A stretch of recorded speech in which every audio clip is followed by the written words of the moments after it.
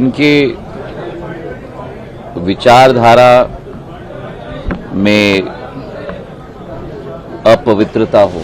नमस्कार, प्रदेश तक में आपका स्वागत है। मैं हूं आपके साथ रीना। खबर की शुरुआत करते हैं खास खबर के साथ। मध्य प्रदेश विधानसभा चुनाव और आगामी लोकसभा चुनाव 2024 की तैयारियों में जुटे केंद्रीय नागरिक उड्डयन मंत्री ज्योतिरादित्य सिंधिया लगातार विपक्ष पर हमलावर हैं। इसी क्रम में उन्होंने मणिपुर मुद्दे और महिलाओं के साथ हुई अभद्रता को लेकर विपक्ष के विरोध प्रदर्शन को अपवित्र और काले दिल वालों का प्रदर्शन करार दिया है।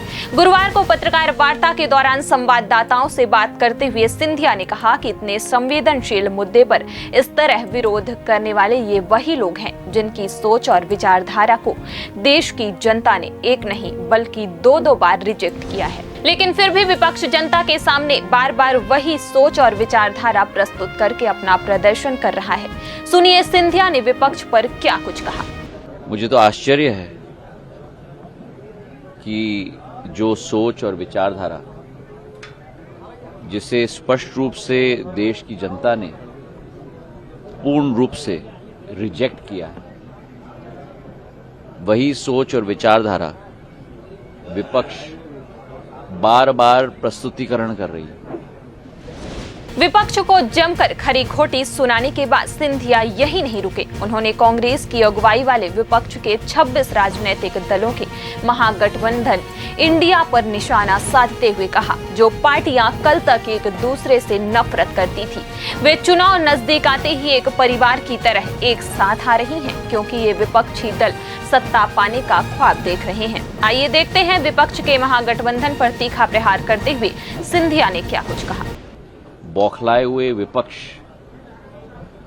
जो एक तरीके से खलबली मच चुकी है, क्योंकि लोकतंत्र के पैगाम में वो समय पास आ रहा है।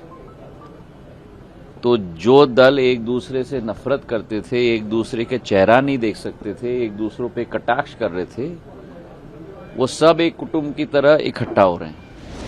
आपको बता दें कि इस दौरान ज्योतिरादित्य सिंधिया न सिर्फ विपक्ष पर भड़के बल्कि पीएम मोदी और बीजेपी की जमकर तारीफ भी की। उन्होंने कहा कि पीएम मोदी के नेतृत्व में देश विकास की नई ऊंचाइयों को छू रहा है। भारतीय जनता पार्टी की विचारधारा जन सेवा, जन कल्याण और गरीब कल्याण पर आधारित है। देश की जनता को पीएम मोदी और बीजेपी पर भरोसा है। सुनिए सिंधिया ने बीजेपी की तारीफ में क्या कुछ कहा।